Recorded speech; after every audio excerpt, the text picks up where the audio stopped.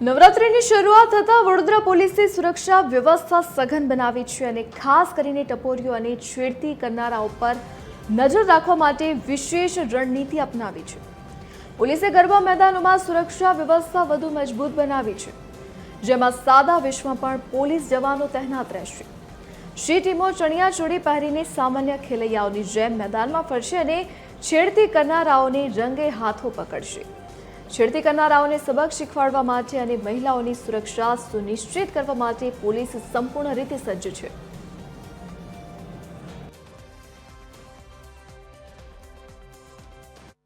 જે ટપોરી ટાઈપના ઈસમો કે જે અસામાજિક તત્વો છે એના દ્વારા કોઈપણ જાતની કનડગત ન થાય અને મહિલાઓની સુરક્ષા સચવાય એના માટે એમની બાજ નજર રહેશે અને તેઓ કોઈપણ આવો બનાવ ધ્યાનમાં આવશે તો એના વિરુદ્ધમાં કાયદેસરની કાર્યવાહી સુધીના પગલાં થઈ શકે છે, જેથી તમામ ગરબામાં જે જનારું યુથ છે એ ધ્યાન રાખે કે અમારી શી ટીમની બહેનો ત્યાં સતત હાજર હશે।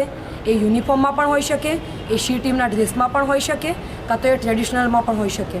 એમની અલગ અલગ ડ્યુટી અલગ અલગ વેન્યુ ઉપર ફાળવી દેવામાં આવી છે।